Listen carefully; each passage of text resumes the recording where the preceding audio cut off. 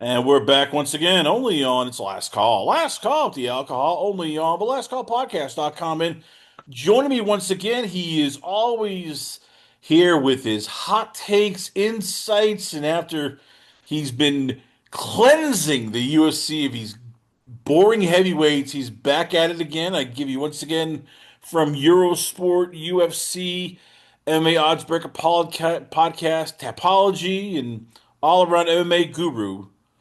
I'll give you Marcel Dorff. So, Marcel, let's start off here with this coming weekend. It is UFC Fight Night, and main event should have a lot of just drama because it is the return of Sean Strickland, the man who always seems to love, to talk some trash, run his mouth a bit, and basically say anything in front of a hot mic. He'll be facing off against Anthony Hernandez. What should we expect in this fight? And will the build up, the night before be fun because you know that they'll start jawing at each other.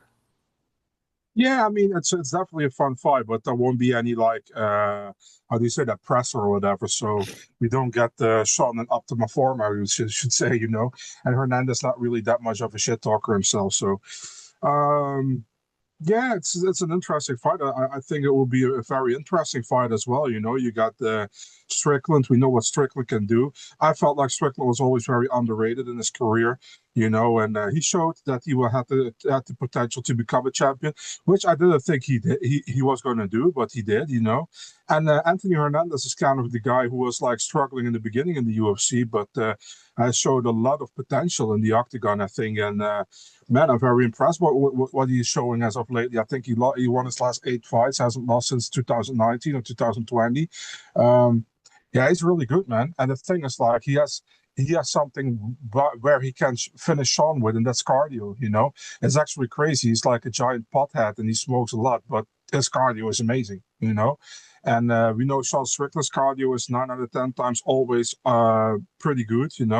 So that's really interesting how this one is going to go. And I'm looking forward to it, man. I think it's a great main event. I love it, and yeah, let's see who's coming out on top.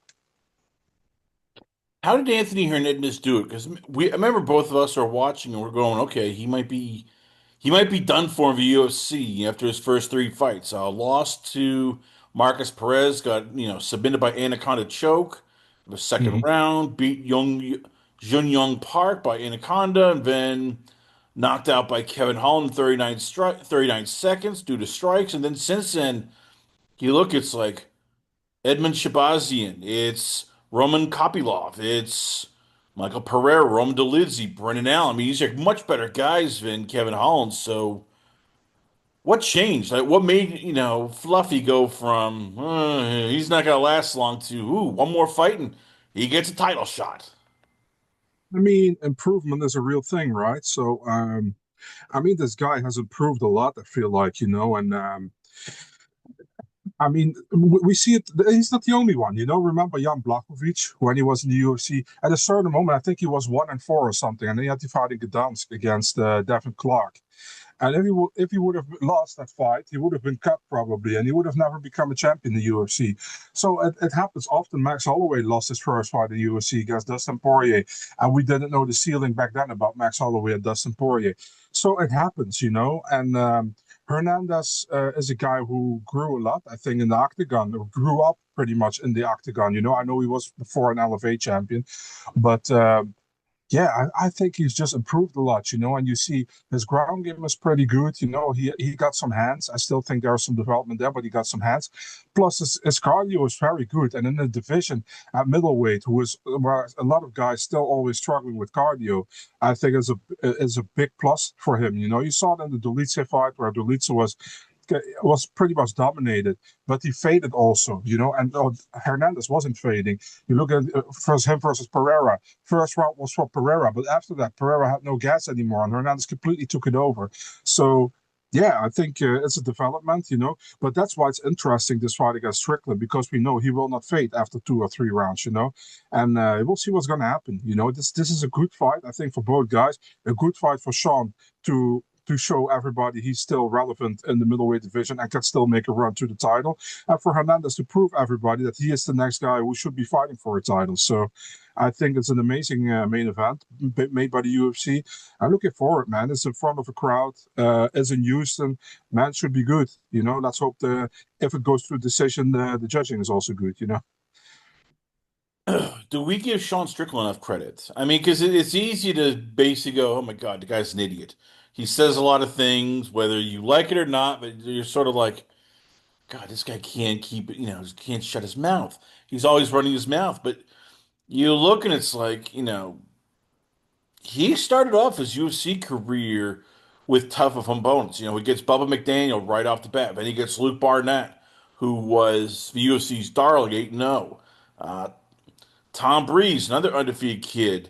Then Court McGee, Kamaru Usman, Elijah Zaleski. I mean, these are all who he had to go through just to get to this point. And don't we forget, he has wins over Brendan Allen. He has wins over Nasruddin Imanov. He has wins over Paulo Costa as well as his world title, win against Israel Adesanya. Is it me or do we overlook that because most people know Sean as sort of this outrageous character who says whatever he feels, and it's you either love him or you go, oh my God, the guy's a hammerhead. He's a meathead. Yeah, bro, it's the whole community who is also in MMA media with some people. And I always try to how do you say that to look at what a fighter did in the octagon and not the talk that he has outside of the octagon, because like listen, I don't agree with everything Sean Strickland says, but who gives a shit what I think? I mean, as long as he fights well, and there are a lot of people who are liking him, and I don't even dislike him. I think he's a good fighter. His takes. I mean, there are takes of his where I agree with, but also definitely takes with where I don't agree with him. But a lot of people let those takes decide for them if he's good enough or not, and I don't do that.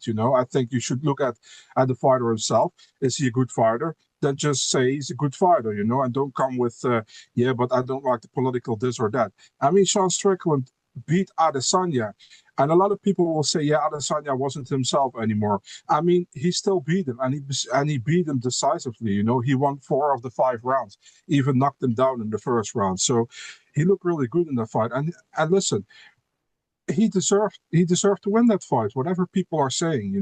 And I agree with you, man. I think a lot of people don't give him the credit because of the certain political views and the way he carries himself. They don't like that, but there shouldn't be a reason to not give him his credits, in my opinion. But that's just my opinion. But I know for sure there are people like that. So yeah, it is what it is. But I think he's a good fighter and he should get credit for it. For Sean Strickland, he's probably looking at this going, I want to keep this a striking match, a kickboxing, where he actually, you can't really, unless you're Alex Pereira, you're not going to knock him out. He just has good enough defense where he can block a lot of shots, throw a lot of shots back, and next thing you know, it's death by 1,000 jabs. You're just getting kicked, punched, and ground and pound until the cows come home.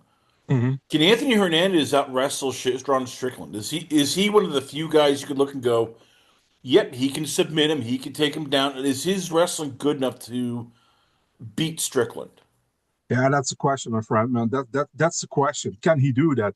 And if he can do that, then Anthony Hernandez might be in trouble, because that is probably the way to win for Anthony Hernandez in this fight. So that's my main question as well. I don't know if he can, but if he can, yeah, then it can be Anthony Hernandez fight to win. Yeah, that's the main question, man. Can he do it? That's what I'm wondering.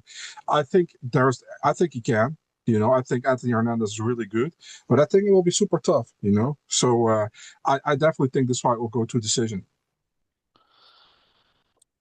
Let's go to the other interesting fight. That is two heavyweights who are sort of all of a sudden finding themselves, as we'll talk about later, in the heavyweight picture because the heavyweight picture is just sort of a mess. It's Sergey Spivac versus Ante Delija.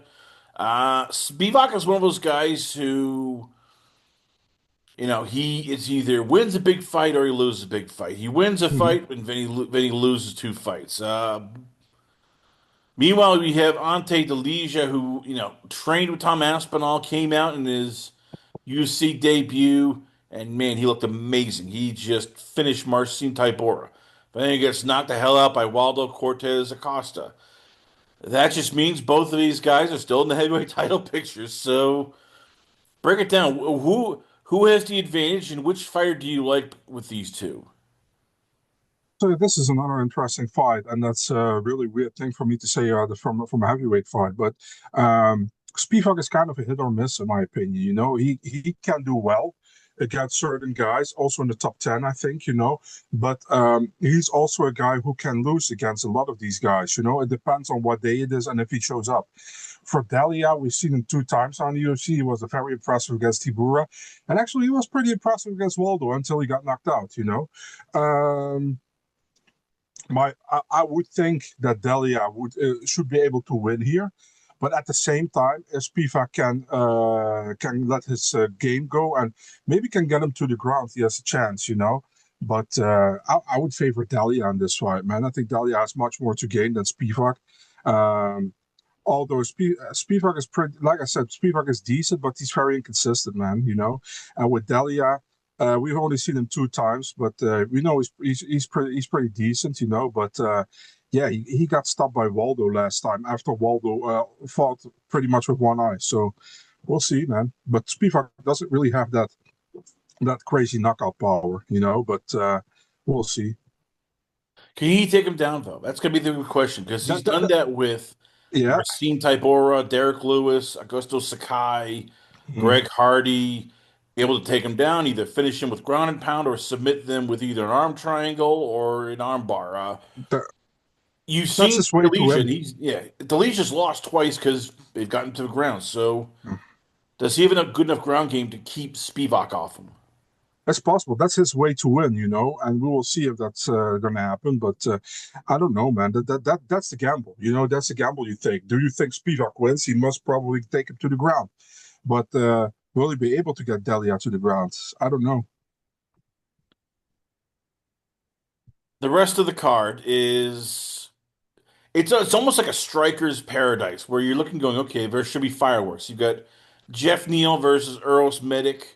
By the way, Neal, and I credit this to our buddy here, John Lynch. He admitted, hey, look, I've had substance abuse issues in the last couple of years. I'd be high or stoned or drunk before fights, and then be clean the last 3 weeks. He's now clean Hmm. fully and basically sober against Eros Medic.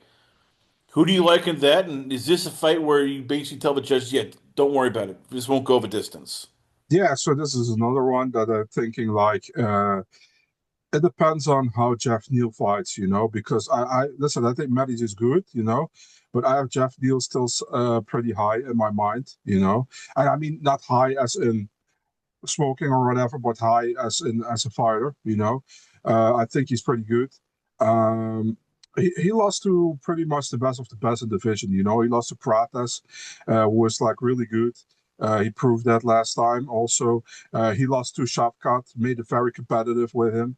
Um, but yeah, I mean, he's not doing pretty well in the last couple of fights. Besides, he got one win with that was that the injury of RDA.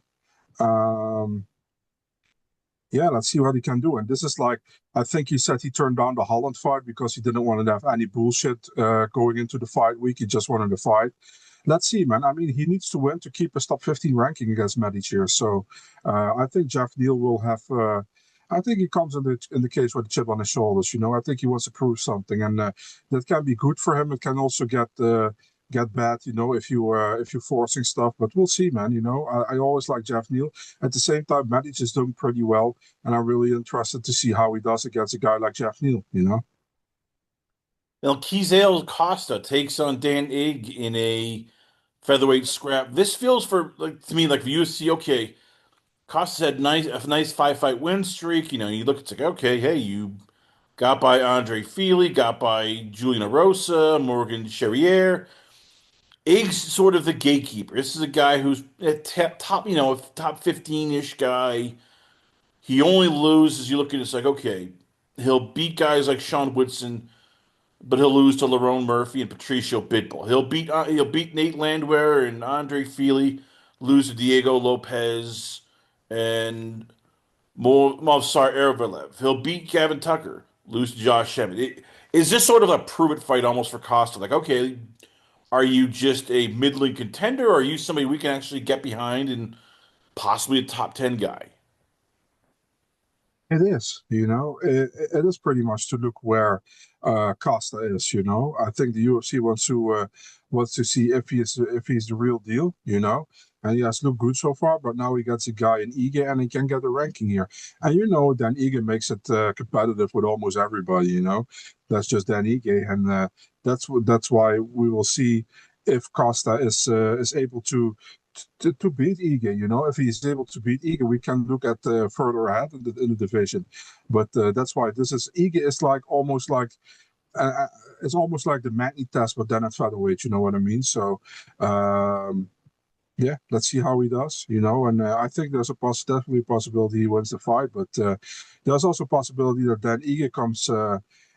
Wins, and keeps his spot at featherweight like he did very often before. In a fight which I'd say there's a sentimental favorite, one guy who looks like he has Dana White privilege, Jacoby Smith, aka Kobe, takes on the muscle hamster, Josiah Harrell. And once again, this is a shout out to Nolan King of MMA Junkie. He had a great piece on Harrell, who literally was getting tested, going to the UFC, and he had almost a brain tumor, and basically had to have surgery. Has come back literally after almost a 2 year hiatus. He's now back. He's actually making his debut of the UFC. Does he have a chance? Or is Jacoby Smith, a guy who is the pedigree, Oklahoma State, All-American wrestler, just way too much for him? I think he definitely has a chance, man. I feel like, listen, Jacoby Smith is very talented, but you saw in his last fight with Nico Price, he was struggling against Nico. And the thing was, I love Nico Price, but he's heavily declining, I feel like, right now. So, like, a tough win over Nico Price is not really good these days, in my opinion. Josiah Harrell has looked good, but more at the regional scene. So, yeah, we'll see, man, how he does. I think it's an interesting fight again here. And yeah, looking forward to it, man, to see how Josiah Harrell does. He was signed before, right? Like you said, and Nolan King has a great article about it. Definitely read that, guys, if you're able to find it. Yeah, let's see how Harrell does. I'm happy for the guy. He's trained by Matt Brown. I always like Matt Brown as well. So yeah, let's see how it goes. Big opportunity for him, and I feel like a deserved opportunity. Where he was his UFC chance was taken away from him a couple of years ago. He was supposed to debut against Jack Della Maddalena. Now it's actually crazy because Jack is now became champion. But yeah, let's see how he does, man. Rest of the main card is it's Michelle Pereira versus Zach Reese, Chidi Jokoani versus Carlos Leal. What should we expect from these fights? And is there a chance that if Pereira and Ojaki lose, they're both gone from UFC? Yeah, for Pereira, it's really like a must win. I feel like, Pereira, he's getting Reese. Obviously, they made this fight because Reese is from Texas. So that's also why he's like a lot of people ask me why is Reese the red corner here. That's because he's the home fighter. And both are not ranked, so the UFC does it. Then they do just the home fighter normally at the red corner. Um, yeah, this is a fight that Pereira has to win. It's pretty clear. Does he win? I think he will. But at the same time, I mean, he hasn't looked great as of lately. But Reese also hasn't shown me really in the UFC that he's that great. And I think Pereira should be still able to beat Reese. Although Reese is a great dude, by the way. So I don't want to disrespect him. So. Yeah, I mean, you talked about the other fight, Shidi and Jokoani, Carlos Leal, really interesting fight. I mean, Shidi, we know he always wants to try to keep it technical. Carlos Leal fought pretty much like a retard against Muslim Salikov and got sniped. So, That said, I still think Carlos Leal should be able to win by knockout, but he has to be a little bit more tentative than he was last time because yeah, he went a little bit too crazy there. A fight I really want to highlight on this card is Ramiz Brahimaj against Puna Soriano. I think that's a fucking amazing fight. You know, should be on the main card in my opinion. Ramiz has won three in a row as an underdog. Came into this fight actually as an underdog, but is now the favorite to beat Puna Soriano. Puna is also really good. Puna has that knockout power. Ramiz has a really good ground game. Never been to a judge's scorecard when he wins. So for Ramiz, it's probably he needs to get the finish here. And Puna also can win this fight, man. So this is a really interesting one. That's what I'm really looking forward to. And let's also not forget Kali Judice in front of her home in her home state. She's gonna look good, man. They got Juliana Miller. You know, Carly Judice, three UFC fights, two performance bonuses, one fight of the night. One of the best fight in contender series when she fought. Never in a boring fight. She's actually a girl who was like I think really popular and can get really popular in the UFC. You know, she's really good. So she's opening the night. Looking forward to that one. And there are some other good fights on there, but yeah, pretty I, much my yeah. Go ahead. I was going to say, I want to touch upon Yadier Del Val, the Cuban Yeah, who, the Cuban problem, 2-0 in the UFC. Looks like, he basically came out of like, one of those Victoria's Secret catalogs for women were like, hey, this is the kind of guy you want. Look at those, look at those abs here. Is this a Dana White privilege kind of fight where, okay, we're giving you Jordan Levitt, who he's 12-3, but you look and it's like, okay, well, he's lost to Chase Hooper, lost to Patty Pimblett, lost to Claudio Puelles. If you're any good, you beat him. So is this that Dana White privilege where, okay, hey, Yadier, we're going to give you another cupcake. We're going to give you a little step up. I don't really see it as a Dana White privilege because it's like, how do you say that? Levitt goes down to 135 for this fight, right? Or to 145. I'm sorry, to 145. So he's going down a weight class, and they will probably want to see how Jordan does against a guy at 145. You know, Yadier is undefeated still. He's a really good fighter. I have no problem with the matchmaking here, man. I think it's a good matchmaking. You know. I just think they want to see how Yadier does against a guy like Levitt, who comes down from 155, and what is how good he is, you know, because that last fight, we all know what happened there. But, with Levitt, yeah, Levitt kind of, how do you say that? Inconsistent at 155, going to 145 now. And they probably want to see how he does against one of the brighter prospects. So, yeah, I'm good with it, man. I don't mind about this fight. All right. Is this on a scale of 1 to 10? One is you must see this. Sorry, you must avoid this at all costs. 10 is get your popcorn ready and check out this fight card. What do you give this fight card? I give it a seven. I think it's pretty decent, you know. I think it's for real. It's pretty good. It's a pretty good fight card. So I wouldn't go that low. You know, normally I'm a little bit more conservative. I feel like, but I think it's a pretty good card. Looking forward to it. So yeah, I give it a seven. Well, we go from inside the octagon to outside the octagon. That's right. After a stinker, which even me and Marcel are both in agreement, like, why are we watching this? We want our lives back. We want those 15 minutes where we had to slog through this to watch. Maldacino, Jailton Almeida is no more. Dana White basically went, I cannot stand that last fight. You're fired. Probably even like call me, just like send an email like, yeah, we're firing you. Go F yourself. Click. Um, let's start off here. How the hell did this happen? A guy who at one point we were going like, oh my God, he's a killer. Look at him. Parker Porter, Anton Kuklai, Shamil Abdurrahmov, Yarzuna Rosenstruck. He beats Derek Lewis, and we're giddy. We're giddy as schoolgirls. Even Alexander Romanov and Sergey Spivac were like, "Ooh, this is pretty fun." And then the last two fights, it was horrible, Marcel. And it doesn't, what as you call it, one of those chubba chubs, who is just like floundering like a baby walrus, and you're going, God damn it, move! What happened with this guy? Explain. I'm still in shock. That guy went from monster to, oh my God, he's like a scared little kitten. Just being extremely tentative because he has problem with the striking. I feel like he doesn't want to strike. And yeah, I mean, I actually really like Jailton Almeida. I always did, but you gotta learn to strike also in MMA, man. Yeah, it just sucks to be really honest. To watch last time, and he's only himself to blame for it. At the same time, I disagree with the UFC by cutting one guy and then not cutting like other guys who are like way worse. To be really honest, gotta be honest here, man. I mean, listen, I agree with them. If you look at that, was horrible. It was a horrible fight. But you have still other guys in the organization who are as horrible and they don't get cut. You know what I mean? So, um, You can say it. I know you're sending in the daily email like you need to release Tai Tuivasa. What the hell is you doing? actually, I have better cardio than Tai Tuivasa.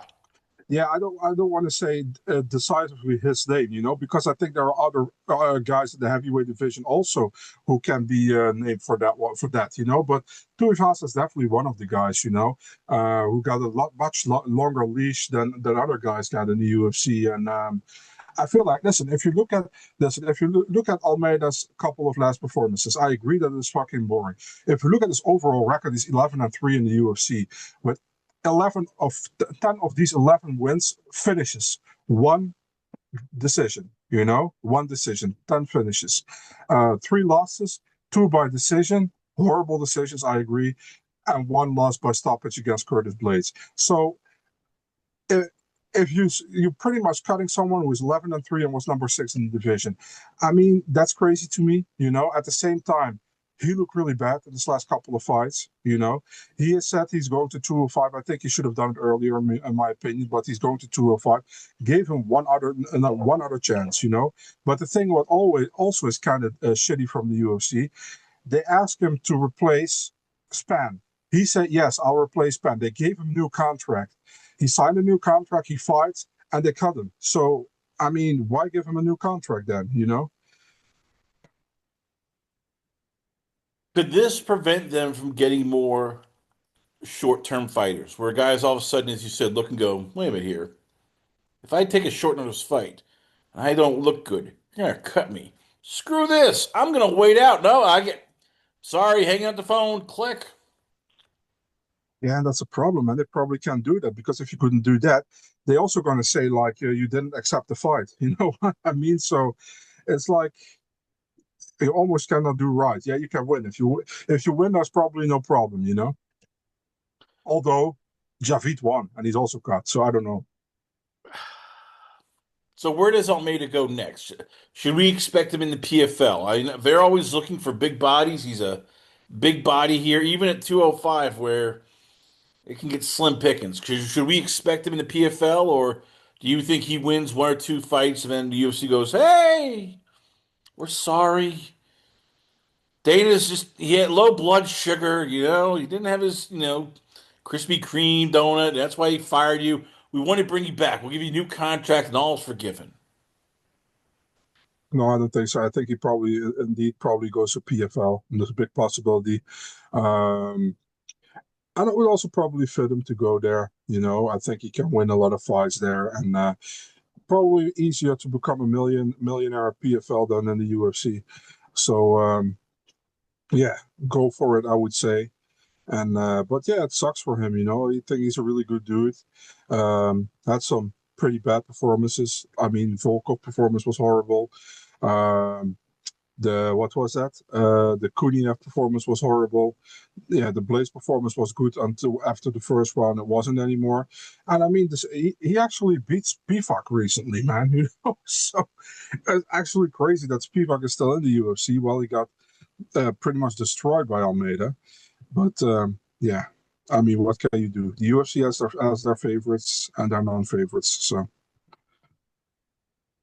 Well, this guy, he was their favorite for a hot minute. And then all of a sudden, well, life comes at you fast.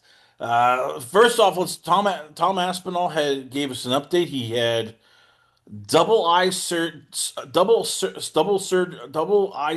which means he had surgery on both eyeballs. Doctors say he's working to get his vision back. And of course, who do we hear from? Oh, we hear from Dana White. And Dana, quote, "Oh, Jesus, don't let me talk about Tom Aspinall's eye. Apparently, he's going in for his second surgery. Just had it. By surgery, I mean injections. I have no idea. Get a quote from him. God fucking forbid I say something about it." Well, it took a turn. Mhm. And Dana, I guess Aspinall has accused UFC of asking him to relinquish his title. Um, UFC has said that Aspinall has asked for his release, and here we are. We went from, hey, they're canoodling, they're holding hands, they're even kissing, down the riverboat. Now all of a sudden, they're in divorce court. They want both parties want out. How did we get here, Marcel? I mean, I thought this was like Dana's prize baby here, a heavyweight who speaks English, who knocks people out, and who is not wasn't afraid of John Jones. And now all of a sudden, we're going to lose John Jones and Tom Aspinall both. Yeah, I don't know how far through all this is, by the way. So I don't know, but for me, the only thing that really annoys me, is like a lot of these fans apparently became doctors. It's like uh, so stupid and disrespectful to Tom. I mean, I'm not a doctor. I'm not gonna say like Tom acts like it's real and it's not real or something.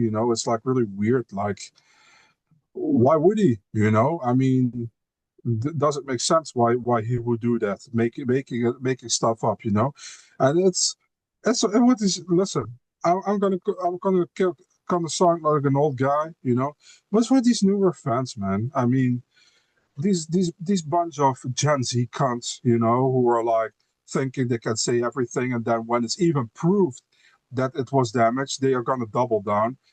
Just a bunch of cunts, and yeah, I Well, mean, remember, I guess instead of a Holiday Inn, they stayed out with like the Four Seasons or maybe the Roach Motel. So that means they're doctors. So they know yeah, everything. definitely. Yeah, I mean, hey, it's just a poke. I can poke anybody and you'll be okay. Now, I'm not like a 140-pound guy and I'm not the 250-pound heavyweight, but hey, it's just a poke. Yeah, Just a and tip. I'm always like, you got to keep it like in the middle, because I don't know, you know. Um, I think Tom Aspinall wants to fight, but I feel like he doesn't feel the UFC has his back. You know what I mean? So, and I feel the same way, kind and I don't know why that is. Probably because they want to do that White House card, and they probably want to have the heavyweight title fight on it. But yeah, the UFC's digging their own grave with that kind of shit. I don't know why they do that, but I mean, it would be a very bad look if Tom walks away from the sport because he has problems with the UFC. It would be this actually. It would be the third heavyweight champion in a row who walks away from the UFC because they have problems with the UFC. First it was Francis Ngannou, then it was John Jones, and now it would be Tom Aspinall. That would be three in a row, all three at heavyweight. So um, yeah, let's hope it doesn't happen. But yeah, all things are indicating that it might happen. So man, we'll see. It would fucking suck, because I think Tom is great, and yeah, I don't buy that he was afraid of Surreal. Was Surreal winning the first round? Absolutely, he was winning the first round. But what's up, guys? There are 5 rounds in the title fight, so I don't buy the Tom wanted to have an easy way out. I don't believe in that. And He's it's already stated that, he every time he changes directions, he gets disoriented. That mhm. he is a black spot in his eye. It's there constantly. He has trouble focusing. He gets dizzy. I know you're not a doctor, but I mean, when you listen to this, how much are you going? He probably isn't coming back for maybe the rest of a year. I mean, if he's just turning and he gets dizzy, what's he supposed to do when he's like scrambling and tumbling and all that stuff? And yeah, he gets, he basically collapses because he can't see. Yeah, exactly. I fully agree with you, but it's pretty obvious what the UFC wants, right? They want to have Alex Pereira fighting John Jones for the heavyweight title in the white artists, so that's what they want, and that's probably why they hope Tom will relinquish the belt. so they can do it for the actual title fight. As long as Tom is the champ, they have to actually strip him if they want to continue, if they want to see these guys fight for the belt. So yeah, it's going to be something, man. It's let's see what the UFC gonna do. We probably get some news pretty quick, I think, because they still need to have a main event for UFC 327. And what I've been hearing behind the scenes, it has everything to do with what the UFC wants to have on the card for the White House. What's going to happen on 327? So now after the Pimblett fight, of course, Dana went on another rant. He always goes on rants. Mm-hmm. Aspinall then said he told the camera he's catching strays, but he's in good spirits. He later said, Vovet, the UFC doesn't, treat us as fighters. We are expendable. They don't like us, and they will. Yeah. And could Dana be in trouble? I mean, as long as Trump's in the White House, he's good for now. But I mean, eventually, if you're TKO'd, you start looking at Dana going, "All right, you've chased off three heavyweight champions, three for different reasons. All three of them you've chased off. We can't have you chase off a fourth heavyweight champion. I mean, there's got to at some point TKO's got to look at Dana and go, "You're kind of the problem." And we really don't need you anymore. I mean, we have the UFC, we have the long deal. Why are we keeping you around when you're feuding with every heavyweight and other fighter that we can think of, unless they kiss your ass and join the Dana White and Privilege Club? Yeah, well, they look at it that way. I don't know if they will look at it that way. Dana will probably come up with another story about it. That's not the actual truth. So I don't know if they look at it that way. We'll need to find out later, but I don't know for now. But it doesn't look good. All of your heavyweights, like you said, are walking pretty much away, and are the actual champions. What's more likely? Tom Aspinall retires and goes into boxing. Tom Mhm. Aspinall quits, goes into PFL. Tom Aspinall fights at the UFC White House card. I think he definitely won't fight at the White House card. But there's a possibility that he retires and he goes into boxing when his eye is healed completely. So I think that's a possibility. Although I hope he stays around for MMA, man. We already lack a good heavyweight, so would be a real loss if. And I know a lot of people think it's not, but it's a real loss if Tom goes away from MMA. I think for MMA it would be a real loss. If Tom leaves, Yeah. you got to ask the question: does John Jones come back? All of a sudden, Tom can't fight the rest of the year, and Dana goes, "You know what? I'm gonna do it, you sons of bitches. You wanted it, fine, you're getting it." Alex Pereira versus John Jones, the GOAT, for the vacant UFC interim heavyweight title. You know that deep down Dana wants to pull that. Couldn't pull Yeah, that with absolutely. Aspinall because Aspinall's going, "No, I'm fighting John next." And John went, "Nope, I'm retiring." But now that Aspinall's sort of, on the shelf, Pereira wants it. Dana wants a big, sexy fight for the White House. Could we get that? Could we get your former hero, John Jones, against Alex Pereira of the White House? Absolutely going to try to do that. You know, I think that's definitely the plan they want. That's a fight they think will sell the most, so they definitely want to try to do that. That's uh, that's what. Listen, that's what they're going to try. I'm 100% sure.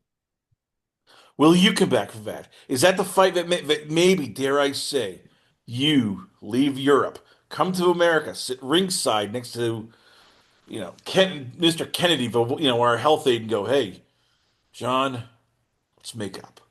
A couple of Jägermeisters. You give me a big hug.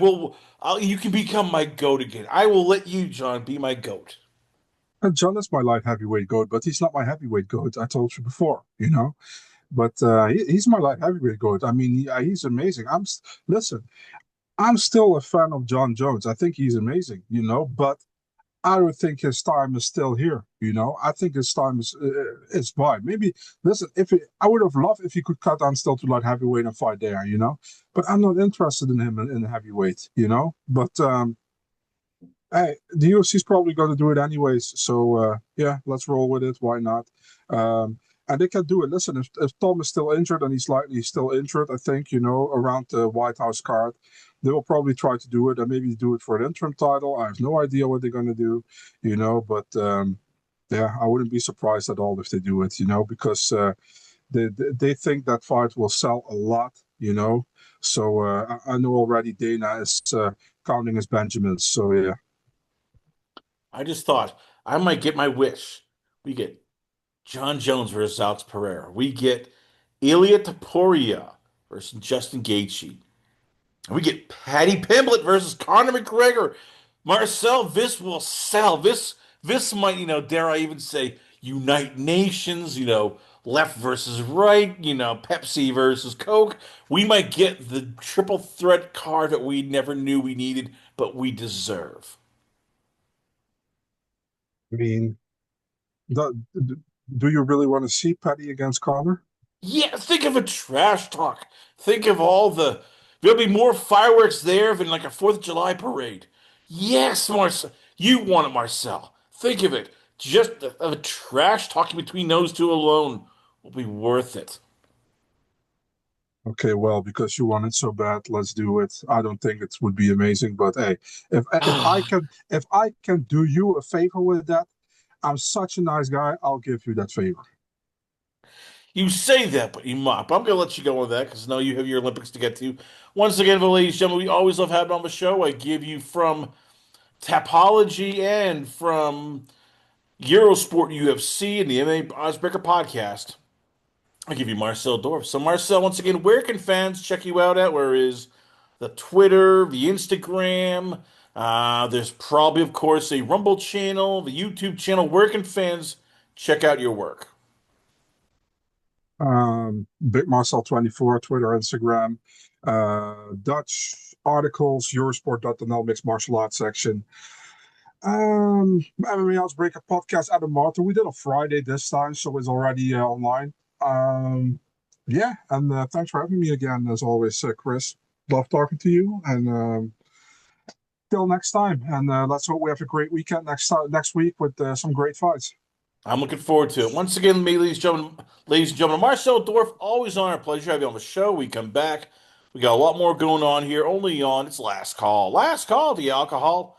Only on the Last Call Podcast.com.